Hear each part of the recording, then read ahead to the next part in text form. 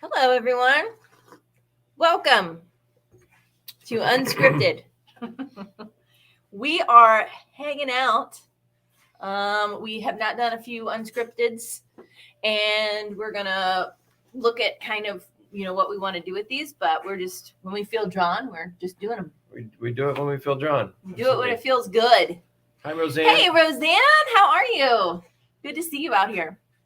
And I bet you people are saying what Cornelius Fudge said. He's back. They're back. That's They're a back. Harry Potter reference. Oh, yeah, it is.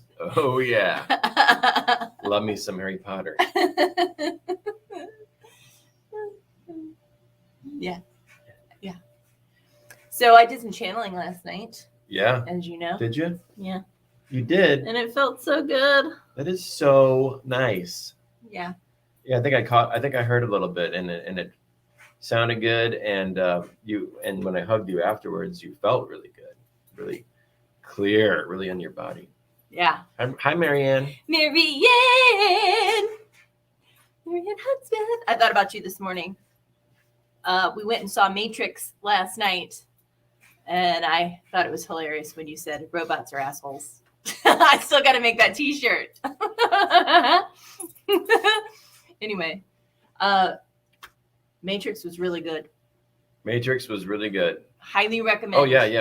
I saw it in the theater twice. Yeah. Once with my buddy Josh, and then once with Kira. Yeah. And it was worth it for sure. I mean, it was awesome. Yeah. Lots of really impressive themes coming out for spiritual people.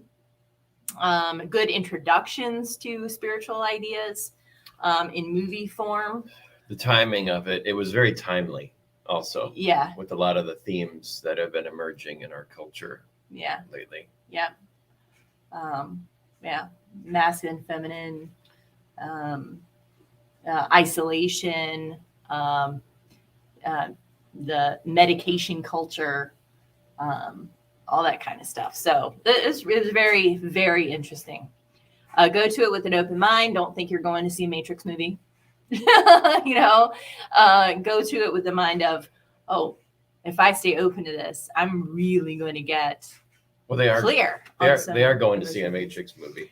Right, but not your kind of Hollywoodized. It's not a bait BS and switch kind of thing. Yeah, it's no, not at all. But it's not going to be what I guess the 75% of people would be like. Oh my God, that's so cool. Right. It makes you think, I guess is what I'm trying to say. Anyway, very, very fun. Yeah.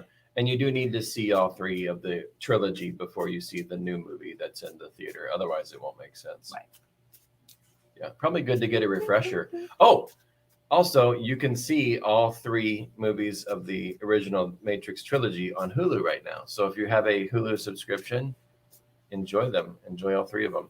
Get brushed up. It was 20 years ago, and there's so much going on in those movies. It'd probably be a good idea to refresh yourself so you can understand not just the big things that are happening, but the subtleties, and there's a lot of that happening. The little sub themes, right? Because those themes are actually called upon in the new movie quite a bit. Mm-hmm. Yeah. Hey, Gigi. Hi, Gigi. Gigi. All right, let's do a card. I was posting to Kira about a book I'm reading. Oh, cool. Yes, it's called. Remind me again. The Lady Does Something. The Lady Plays Jazz. What is it? The Lady Plays Jazz. Yeah, I was. I'm. Oh Lord, I've done dropped all my cards out. I done dropped all my cards. I had. No, I don't know what the name of it is. She might post about it. But I like mystery books, and I just saw The Stolen Lady. Hey, that's pretty close. The Lady Plays Jazz. That would be a fun book title. Anyway, I just read Crossings.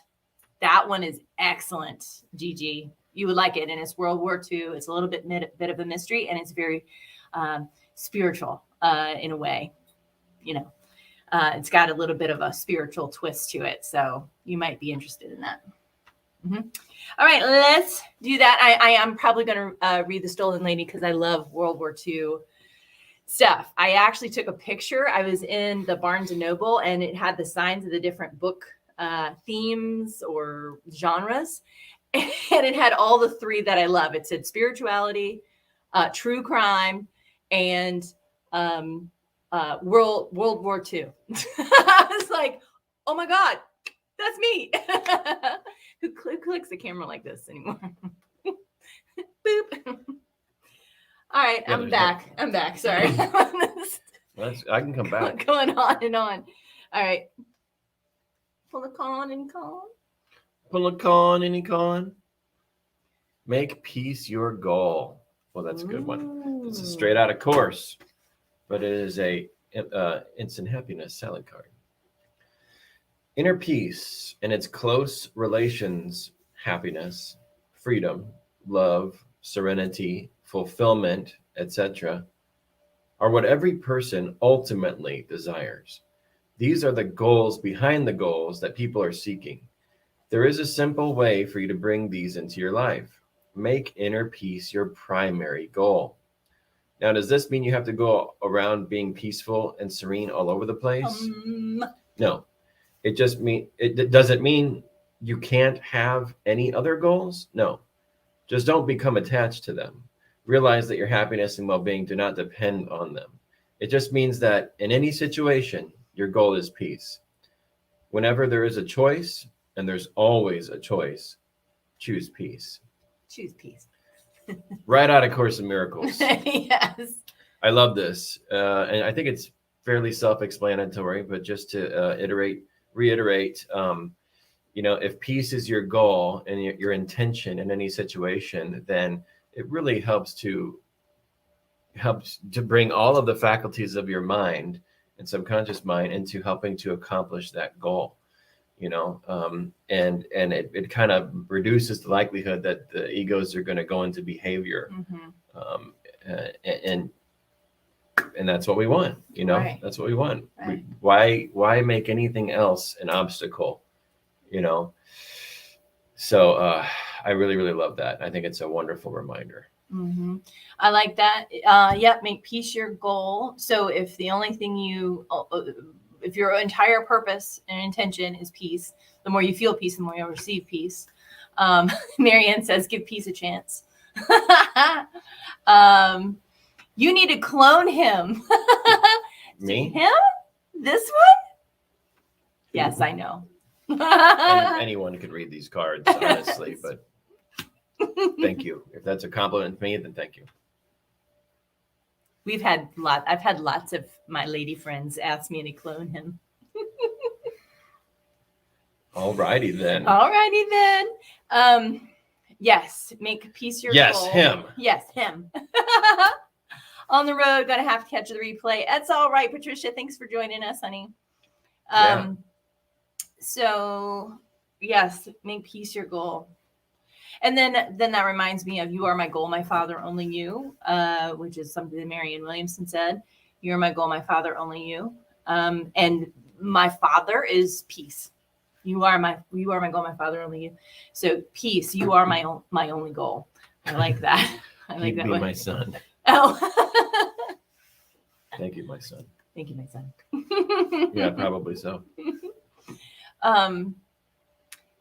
So yeah, I like that. Yeah. But here's the thing. There's a journey to peace. I would love to be able to say, oh my God, I'm so peaceful today. This is so great. And I feel like garbage underneath. It's not peace, right? Finding that pathway to it and seeking it can be really helpful. It takes self-honesty. Yes. I mean, you can't. Being authentic means being honest about what you're feeling, and not pushing it down, not suppressing it, and then putting gold glitter on it. That's just going to backlash. You're not going to get peace from not accepting something that you're feeling or that's going on. Right. It's just accept everything as is. Total unconditional acceptance. I think that I thought that, and I do every once in a while drift back into this from time to time, which is a feeling or a sense of a good person wouldn't do that, or a good person wouldn't think that bad thing, or wouldn't feel that bad thing, or a good person wouldn't say no to someone, or whatever. A good person sacrifices. Kira, that kind of thing. If you're really spiritual, you would fill in that. the blank. If you're really mature, if you want to be really mature about this, you would blank. Yeah. If you really loved me, you would. Dot. So if you hear any of the above, a lot of you run! statements. Run over the hills. Get out of there. Hemp is on the way. Hi, Kenny. Hi, Kenny. Yeah, you statements are a bitch, especially when it's you need or you should. Mm-hmm. Yeah, and it's really because they're needing love, they're needing connection.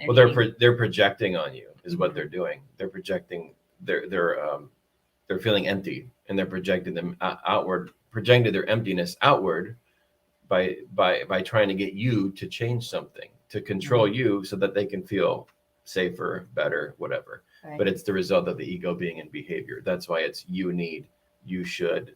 You didn't do this. That's obviously blame. That's a good one. Yeah. And it could be subtle, or it could be, I mean, it's obvious when it's hostile, but it's not obvious when it's subtle or passive aggressive, which a lot of times it is subtle, Yeah. It's the ego will use anything that it can to trap the person. So you need to remember everything I just said, and you should follow. And yesterday when you didn't, yesterday you didn't follow what I said. Oh, and you should keep doing it. Doesn't that feel awful to hear? Fudge. Ugh, it feels awful to say. Yeah, it's very subtle. So, but I do it, Sure. On my when I'm in a bad place, I would. Oh yeah. Might do that. Yeah, and the more experiences we have, the more life we live, the more we learn. We know we don't know things. At the same time, there are a lot of things we do know. We've accumulated knowledge and wisdom and things that have worked well for us, and we don't want to see our brothers and sisters in pain. It's easy to fall into the trap of they should be doing this, or why don't they see this, or why isn't this changing for them? And I was reminded yesterday that we all started somewhere. And my journey of self-discovery started with my grandmother when I was about 5 years old. So for me to expect anyone to do anything is insane. And it certainly isn't loving them. So yeah, it's an unfolding process. And so and there sometimes my mind goes, well, yeah, but you're not really doing that. You just want them to be happy. You just want them to be healthy. You just want them to be aware. You just want them to do this. You just want them to do that, And it's like, no. Well, you can't want it more for them than they want it for themselves. That's right. Number one. That's the first rule of doing any kind of holistic therapy, or coaching. Yeah. Because then you got something on it if you're wanting it more for them than they are for themselves. Yeah. Which means don't take their damn choice away. That's right. Essentially. Lead the horse to water, but you're not supposed to make them drink. You shouldn't. Choking happens. Choking can happen. Oh my gosh. I mean, it'll backfire. True that. It'll backfire. It does. And it does. It'll feel like it. Because the truth is that there's something way underneath all of this, but I just want to help, that's actually driving that boat. And it may not be what you think it is, which I think is very interesting. Yeah, it's kind of like the ego never considers itself. So I just want to help. You need to drill down on what that actually means. Mm-hmm. Is it a need?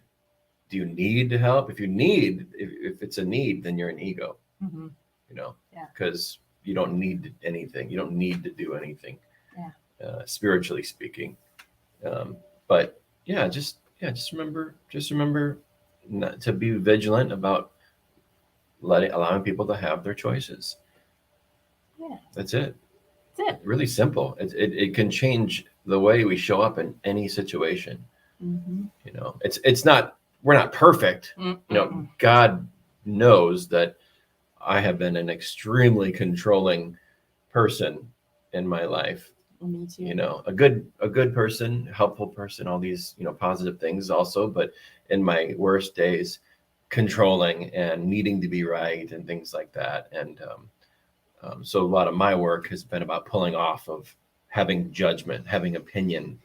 You know, my ego likes to take charge in the way of historically, in the way of being right to be safe, or control to be safe. And yeah, that's been something to breathe through, do coursework on, breathe through, presence process, all kinds of good stuff. And a lot of headway has been made on that. Oh yeah, for sugar. Yeah. Lots. She would know. I would know. I would know. All right, let's do another card. Let's see what we got. Lots of gains.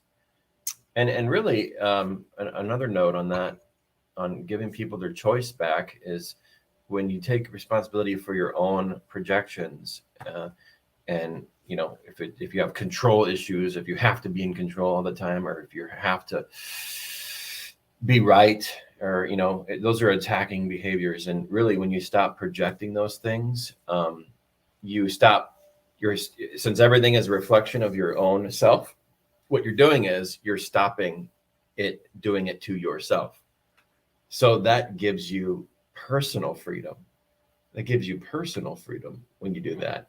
And it's like, oh yeah, I stopped doing. First, you pull off it out there, and you stop getting and protecting out there as you pull off of those behaviors, and then you realize in time that, oh, I'm not projecting out the fight that I had already had going on inside of me anymore.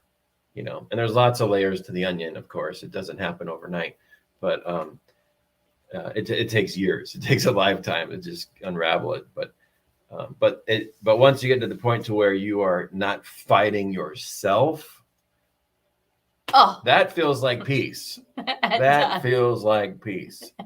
That feels like peace. You know, you had made a commitment to yourself. I don't know how long ago it was. It had to have been at least 6 months or maybe more. But you just said, I'm not going to fight anymore. I'm not going to fight. I'm not going to fight myself. I'm not going to fight my thoughts. I'm not going to fight you. Mm-hmm. Yeah. Was it before the presence process? No. Mm-mm. It was after the presence process. Yeah. Yeah. It would have been. You just kind of made it. And not to say you don't, or it doesn't come up or pop up, but I like that thing, because it when you told me that, then I started to notice when I was fighting with myself, you know, and I started to notice that I wanted the fight. You know, I wanted to, you know, you and I were having bickering or something, and it's like, oh, there is a part of me that wants this fight. It wants to continue it. It wants to keep pushing on that door. And it's like, wait a minute. And then he would just like walk away, because he's like, I'm just not fighting. I'm not fighting. And it's there's no winning either. You know, there's no winning, there's no losing. There's just a feeling of, I'm choosing peace. I'm choosing peace rather than this. I'm choosing peace rather than fighting. And it's like, well, doesn't that mean that you are, you know, we try to make meaning out of things, but doesn't that mean that you're giving up, or you're letting them win, or you're doing whatever? And to me, that's a no. It's just, I'm choosing peace. I'm making peace my goal. If I'm making peace my goal, then that means in every interaction, every experience, even if it's hard to get to where the peace actually is, even if I don't know how to get there by myself and I need a partner to do that with me, I will eventually get there. And it can be very empowering. Mm-hmm. Yeah. And that was a lot of that choosing not to fight anymore. I've had a lot of fight in me my whole life. Me too. Mostly fighting myself. And then of course it would bleed out onto people at times when I was in behaviors. But A Course in Miracles was a major contributor to eliminating the fight over time, pulling off of the fight. It doesn't happen overnight generally. Yeah. It comes with a lot of experiences and a lot of minor day-to-day experiences and short-term choices, things that just make you realize, gosh, this wasn't worth it. So Right. you really have to take, it's usually a process of pulling off of that ego kind of thing. But Course in Miracles was a big contributor. Saint Germain and Saint Germain's channels were a huge part of it. Crimson Circle, not I Am Discourses. crimsoncircle.com. Yeah. I Am Discourses was also Yeah. Saint Germain, but not the same Saint Germain. Yeah. Yes, definitely. I've been listening to Saint Germain channels for 20 years every month. And then Presence Process really, really skyrocketed. But that I don't know how it is for other people, but for me, it's like, man, why didn't I find the Presence Process sooner? But then I realized that I barely was open to it when I did find it, Yeah. Like if I had done it prior to that, I would not have been open to it. It's so funny. But at any rate, everything happens perfectly, perfect timing. When the student's ready, the master appears. Yep.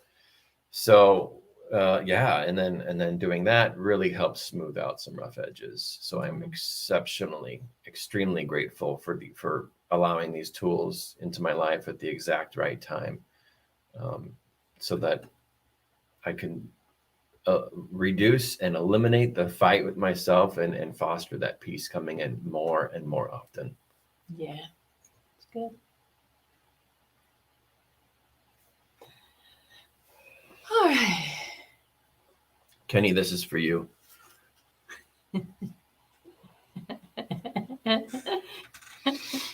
I'm like looking at that cup and I'm seeing design flaws.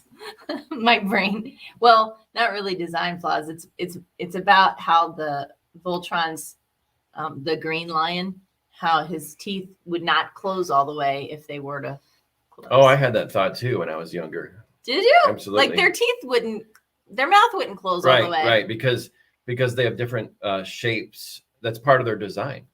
Like when their mouths are open, he has a circle. He has a circle. His teeth retract. And he has a circle behind his teeth, and this one has like a hexagon, and they're all different. I think, I believe, at least the top two are. Todd worked for Voltron. Especially true when you grow up in a household. Oh, I could pop this up. You can pop it up. Pack it up, Kenny pack it says, in. Sweet. Roseanne says, especially true when you grow up in a household, there's a lot of fighting. And then when you're in an adult relationship, you realize you want to duplicate that.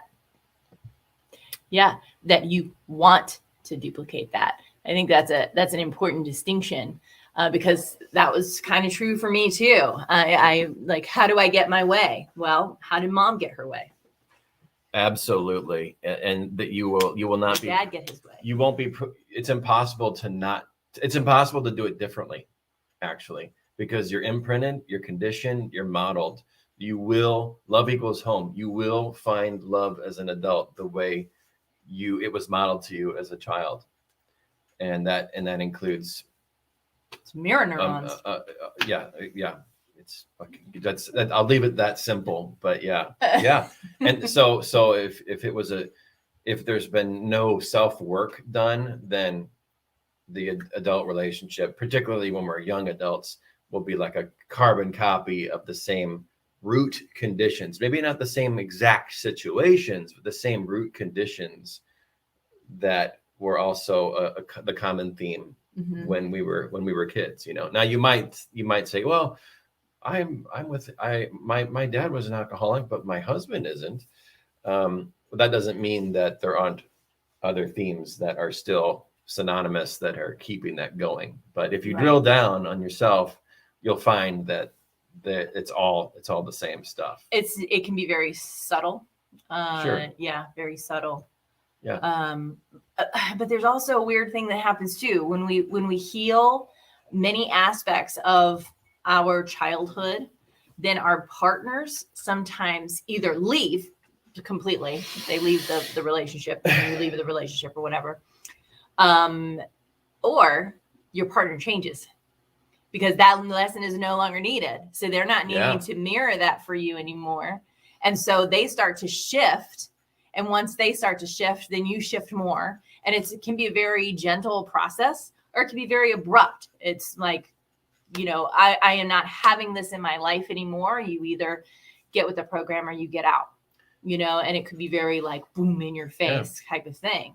But what I've noticed has been more subtle. It's like, as I've healed some of my wounds, he shifts along with it.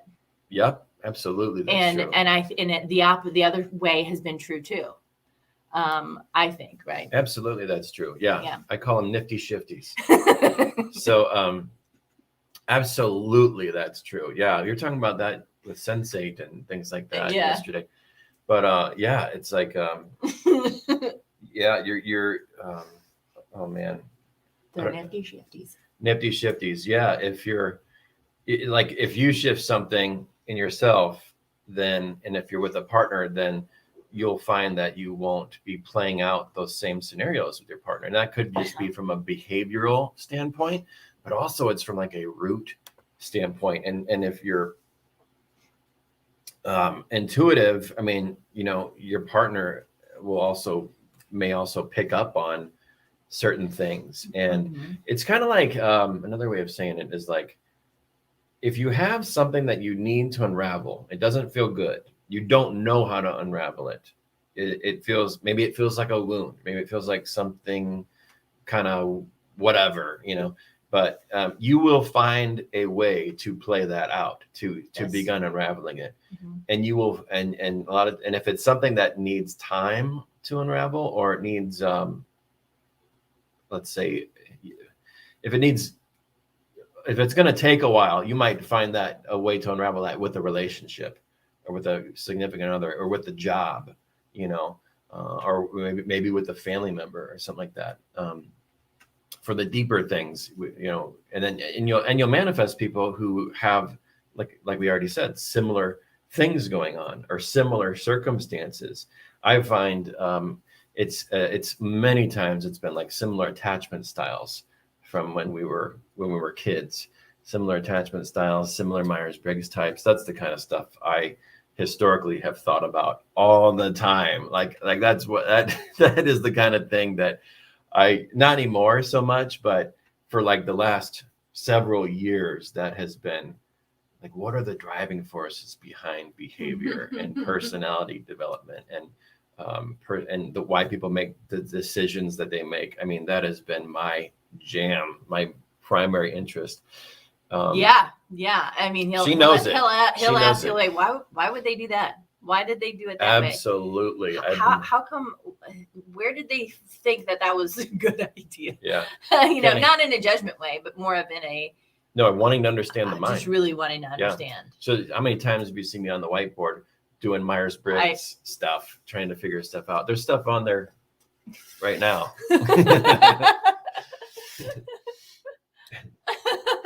Kenny knows. You just saw behind the curtain. Kenny knows that in 20 years of friendship, there have been plenty of times where I have asked, why did that happen? What was going through there? And he would try to help me understand something that was going on, and yada, yada.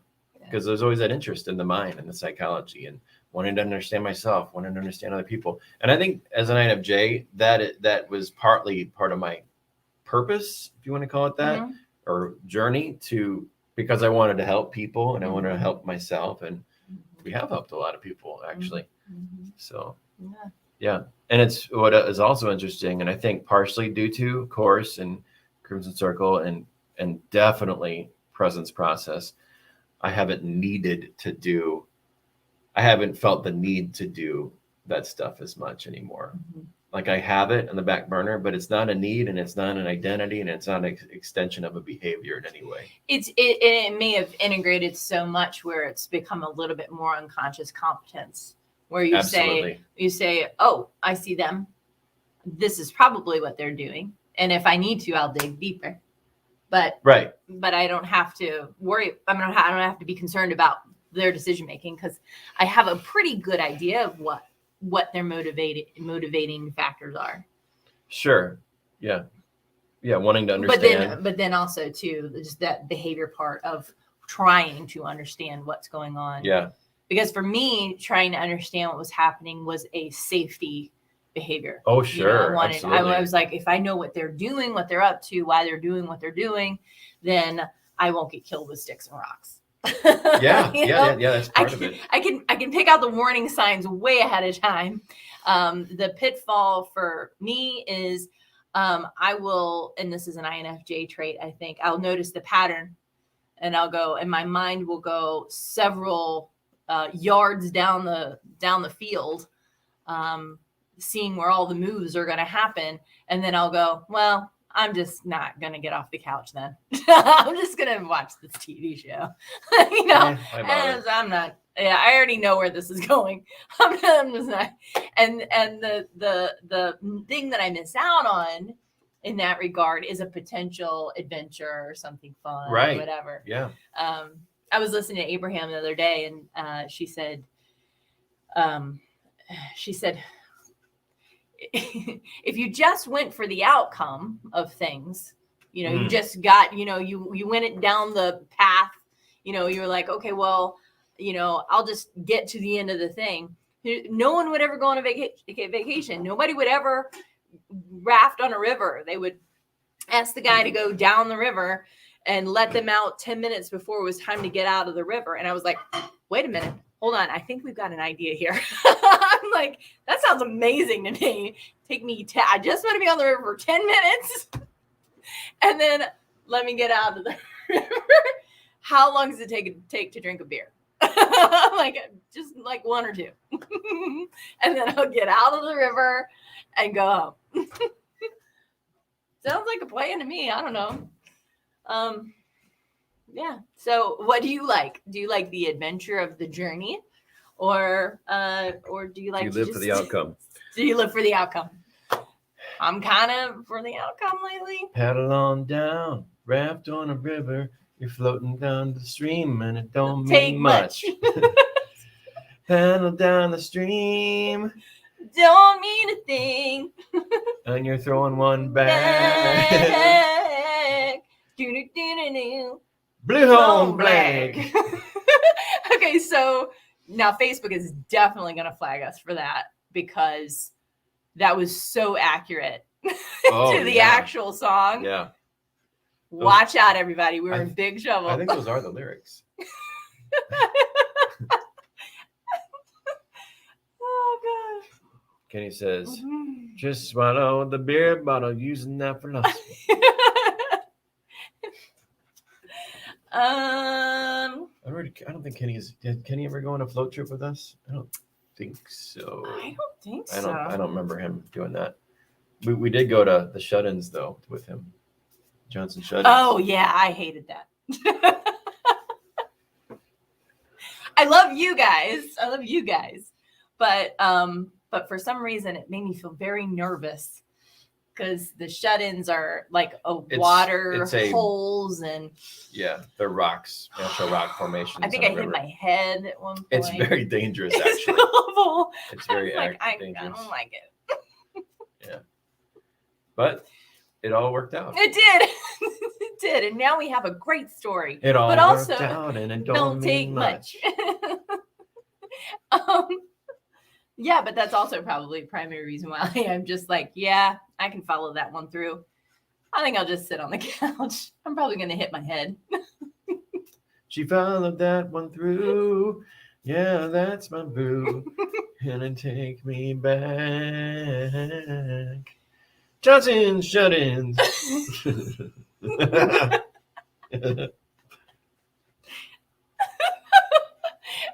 Just did a commercial for Johnson Shut-ins. Johnson Shut-In State Park. It's in Missouri if you want to Google it. After the dangerous. It wasn't the flood of 93. That was before we went, I think. You and me? That was before we went. Yeah, absolutely. We didn't meet until. Well, there was a flood. Yeah, that was way before. There was another flood, and then it all got washed out with sand, and it's like much of it was like just under sand and silt. So I'm not even sure if it's around anymore, because I saw photos of it, and but that was many years ago. So I'm sure. I guess we just have to go look it up and find out. Are the shut-ins still shut in? Are they shut in? Or did they get shut in? Are they underwater? Or are they? Yeah, I mean they're rocks. They're probably still there. But there was a lot of sand that came down from the flooding and mud and just covered everything up. But that was years ago. And rivers tend to do things. They tend to float things down. Weird. They tend to float things down, uncover the rock. Then now you can go back. Why am I watching these two people? Merry Christmas. Sometimes we just got to work things out. They can't all be gems, all right? It's okay that they're not all gems. This is not for you. This is not for you guys. This is for us. Our regulars know that.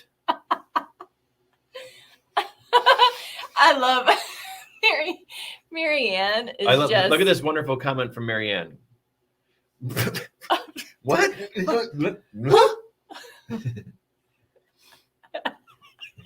My takeaway is rivers do things. I love that, Roseanne. That's hilarious. No, it's a gem. No, it's a gem. No, it is a gem. We got it. No, we got it. Sometimes we are just silly, and that keeps us young. Oh, keeps us young. God. Because Lord knows I could get serious. I haven't laughed this much in a week. We did a lot of shifting yesterday and integrating with some stuff, and it was big work. And I woke up today and felt lighter, and so did you. Like billion times lighter. Yeah, so I think I'm gonna do some more Kuan Yin channeling. That's a good idea. Ask me if you're not in my Goddess Divine Playground. Tell me, and I'll put you in the group. Just put in the comments there. I do channeling of Kuan Yin. Long story. I'm not even gonna get into anything political about it, but or societal or any of that kind of stuff. It's just loving, compassionate energy that every once in a while I channel. That's it. But if you want to be a part of that, okay, I'll put you in, Roseanne. I'll give you an invite. Love to have you in there. But yeah, I channeled for the first time in months last night, and it felt great. And when you channel, I don't know exactly. There's a part of me that's like, it's that divine energy flowing through, and then comes through the words and the feelings. And then there's another part of me that is like, well, this is really my master talking, not my master, but my mastership speaking. And every single one of us has mastership. It is your master. Yeah, it is. And so then, so there's lots of different ideas and philosophies around it. You can take whatever you want to. But for me, it's just a good feeling. It's an amazing feeling that I get to share and connect with others around it. And it's kind of like with Abraham when she channels Esther Hicks. Yeah. To me, it's like, let's just get the message out there, and whatever is needed will be received. And because I've been listening to her channels for 20 years or something.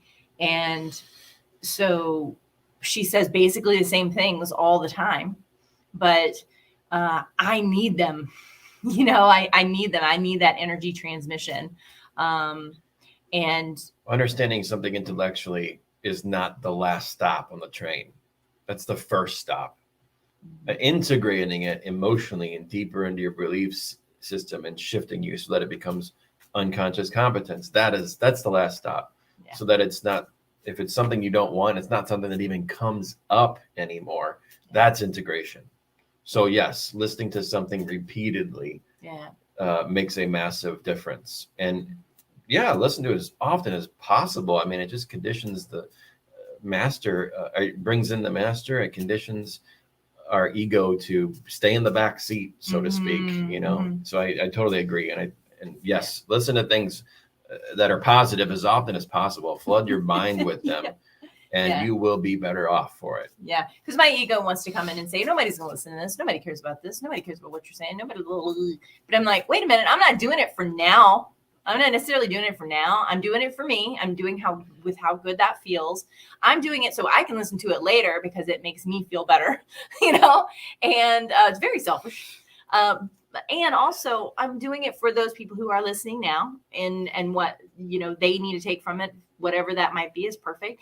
And then also to future people, people that don't know who I am. People from the future. Future from the future who don't care about me.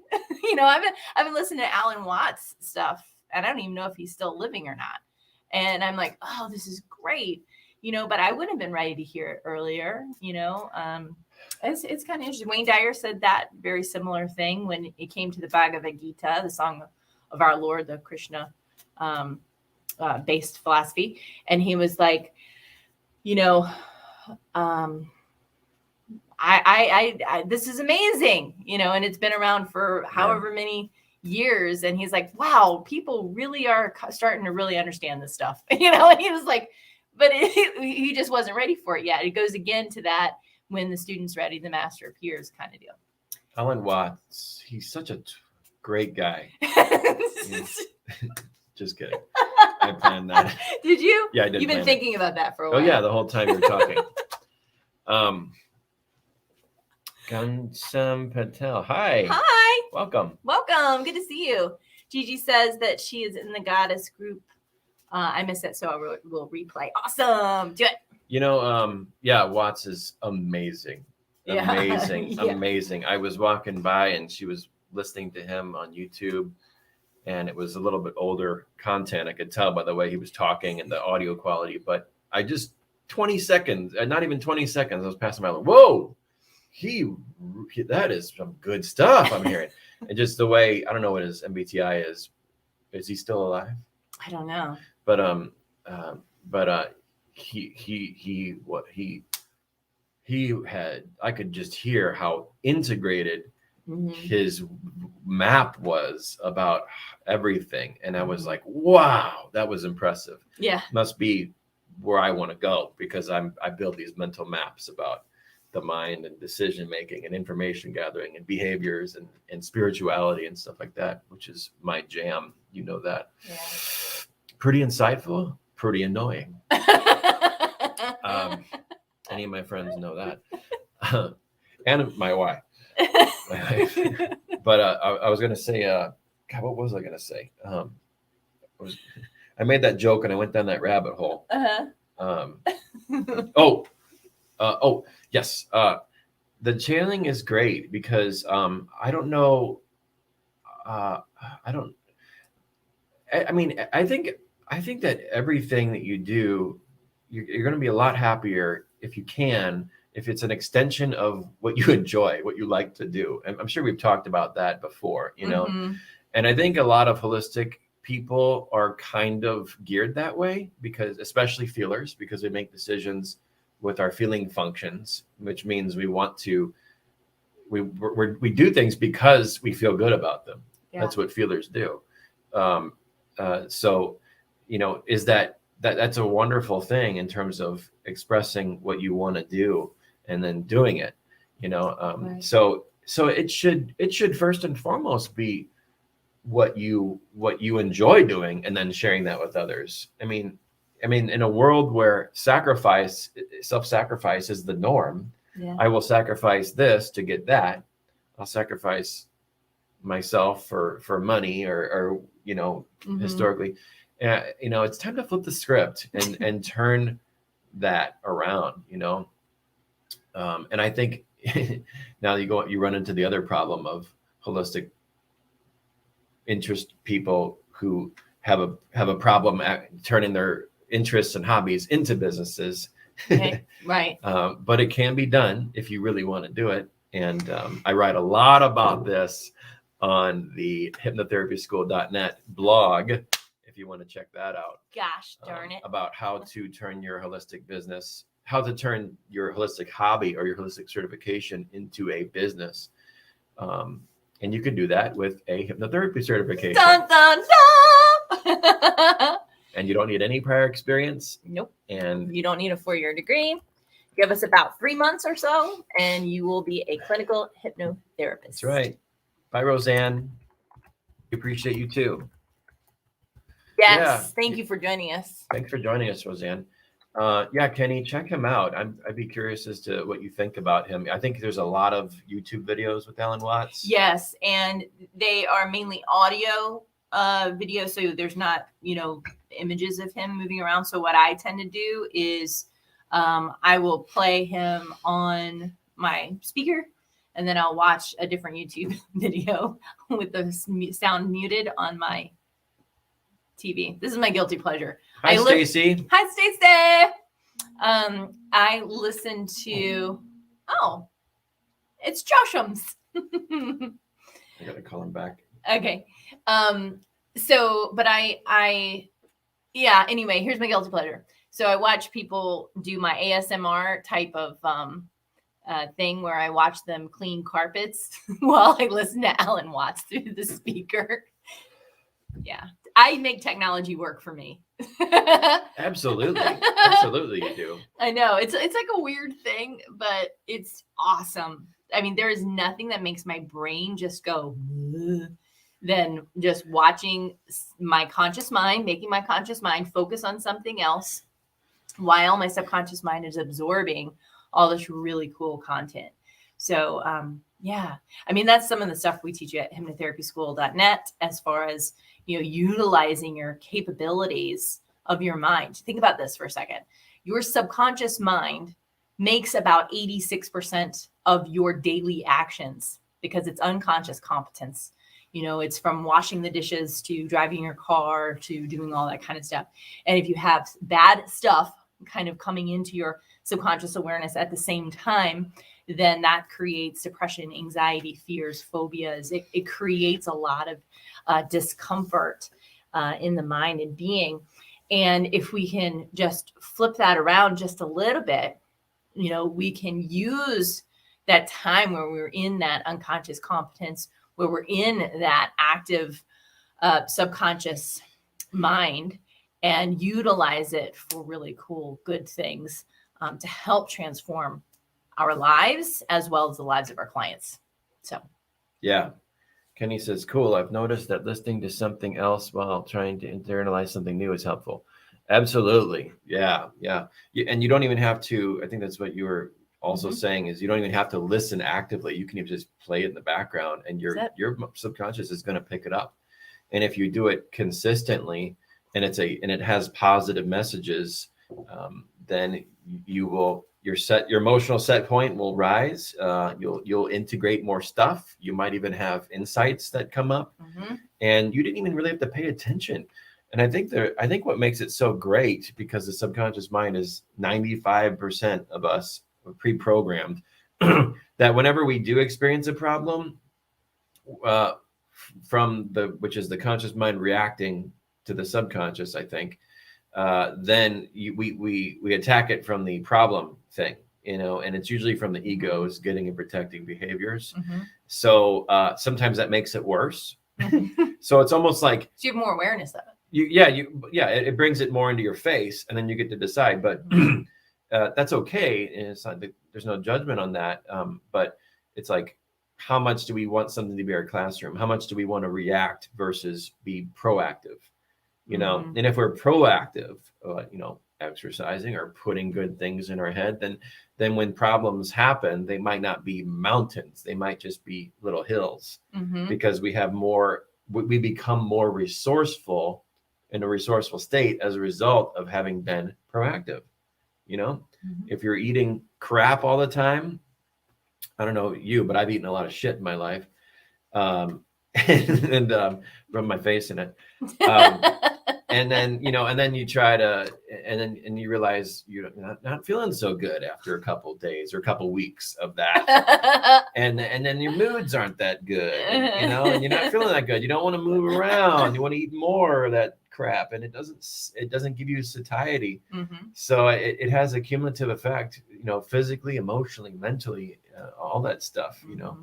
So proactivity, is definitely the right side of the coin to be on, because it does take a little bit more effort at first, like with exercising, even minimally. You probably won't enjoy it the first couple times, but after a while, but then like for me, like the third day and more, my body craves it. It's like, this feels better. I'm getting energy back now. Yeah. And I only do 20 minutes of moderate exercise, but it gets energy moving, Yeah. So exciting. Oh my gosh. Well, come join us. Become a hypnotherapy student with us. We'd love to teach you how to use your mind in creative, empowered ways, and to help you to also help your clients and to create an actual business, that you can support yourself and your family with, while you do the things that you love to do and work with people that you love and you care about. It's really cool. Yeah. Yep. And it's legit. Few holistic certifications offer comprehensive business and marketing training. Right. So you get that included with your certification. Yep. All right, guys. Well, do we feel complete? Sure. All right. Awesome. Hypnotherapyschool.net. We would love to see you out there. And we also have a YouTube channel, which is Hypnotherapy School. So definitely check us out. Hope you have a wonderful day, and Happy New Year. Yay. Brand new year. You got this. Thanks for joining us. Bye.